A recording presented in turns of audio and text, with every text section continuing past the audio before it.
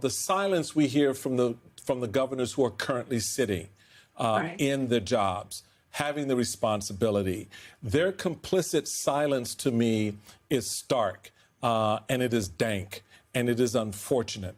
How do you help frame this moment for the country to help them understand the value and the importance of what you're saying and why your voice is important now, but more importantly, why we need those Republican governors to stand up for their own independence?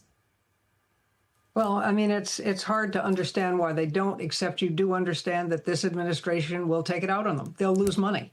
And that's important to them. I mean, you look at what's happening here in New Jersey, where they've taken all the money from the tunnel, which is enormously important to people who go back and forth from New York City to New Jersey. And you want to say, but they're not just Democrats who do that. Hello, they're Republicans too. And they're Republicans in this state who voted for Donald Trump, and they're paying the price.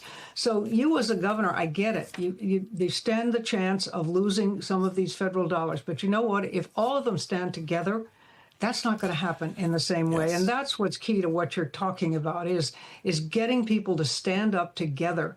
That's why we have the Forward Party to support people who want to be independent, who want to vote and do things that their constituents want them to do. But that's what should be happening with these governors. The institutions of higher learning should be doing the same thing, saying, no, damn it, we're not going to be bullied into changing our curriculum, into silencing our professors. We believe in freedom of speech. We believe in educating our students and allowing them to have an interchange of ideas, some of which may be uncomfortable. But that's how we solve problems, is when you can have these kinds of conversations. And that means you've got to stand up to bullying. You cannot let this go on. It happened before in history. We've seen it. It didn't end up so well after the 30s and the 40s, and this is where we're going. If I wanted to live under a dictator, heck, I could move to Russia. You know, I don't want to be there. And this is what I'm afraid of. Pablo, to this idea of safety and numbers, you had Governor Pritzker speaking to the fact that you're finally seeing some Republican governors stand up and say no. Take a listen. I think it's telling that 2 Republican governors have spoken up, and I know there are many others who want to, would like to. I'd like to see them do it. We ought to see a lot more, because the overreach here is, I mean, it's over the top and very disturbing to those of us who believe in the Constitution and the law.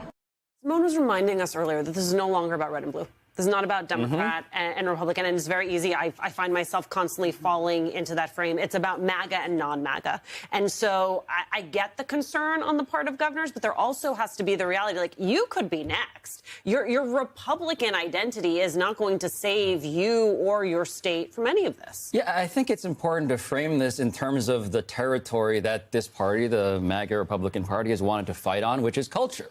You know, their big lesson, which they are betraying in front of our eyes, is that politics is downstream from culture, right? And what are our weather vanes with culture as a consideration? You look to, I don't know, let's actually listen to Joe Rogan for a second. Let's listen to Theo Von. Why is what ICE is doing with the military occupation of these cities is suggesting, why is it unpopular and scary among people who are coded ostensibly right-leaning? And so, to me, this is a question not merely for the governors to say, what do we do as governors? It's, what do you do if you actually care about maybe what people's, branding understanding of America is supposed to be? This has been a true, cashing in of the credibility that Donald Trump built among lots of people who thought, hey, we're here because we wanted, I don't know, we wanted Main Street to be taken care of. We wanted crime to go down. These moves are not about that, quite obviously.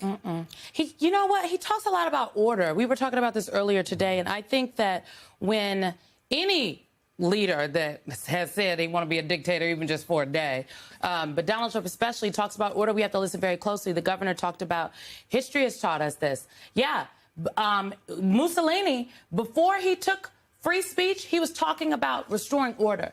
Yeah, Russia, Putin, before he dismantled the democracy, he used the pretense of restoring order and calm. Heck, Nixon, who Corey Breschneider talked about earlier, his surveillance was under the pretext of order. And so I think that order is it's not an ideological appeal, it's an emotional one, because people are like, oh, I see what's happening in the street, I want to be safe.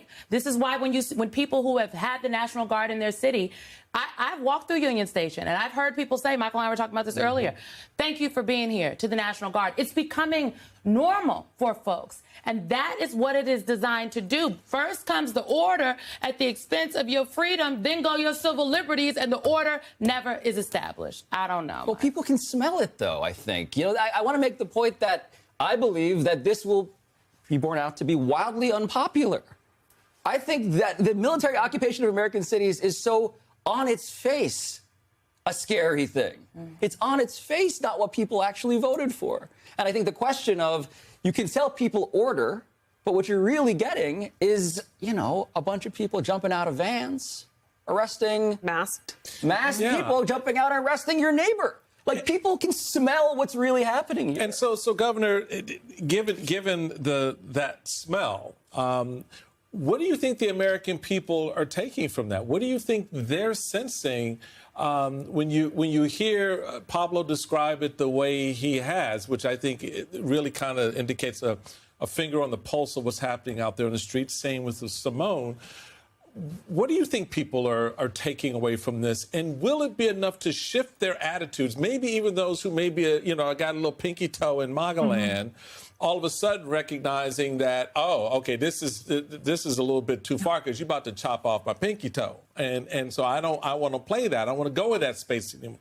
How does this translate for people? I think you're beginning to see some buyer's remorse of people who said, yes, we wanted security. Yes, we wanted our streets made safer, but not this way. Not this way. When they see and hear the stories of people, as Pablo said, being yanked off the streets, going into their apartments in the middle of the night, 2 and 3 o'clock in the morning, and rousting families. If they were going after criminals, that's one thing, but they're not. They go to the courts, and people who are going in to sign the papers to become legal, who've been doing everything right, are getting scooped up in this. And that's just wrong. And we're seeing it because people are seeing their neighbors. They're seeing the impact it's having on farms, on day laborers. And all of a sudden, things aren't getting done the way they used to get done because the people aren't there to do it. And they're scared to come together. They're scared to go to churches. I mean, this is just so wrong. And it's about, to me, it's about the rule of law and the Constitution. And once we lose our faith in the rule of law, which this man is just destroying right and left, he's never met a law he thought applied to him. I mean, that's just a basic fact. They don't apply to him. And he is now making this pervasive in society. And frankly, you know what? I think with his putting these troops in these cities, he's wanting to create a riot. Yeah. Yes. He wants to provoke Yes. something so then he can justify going in even more.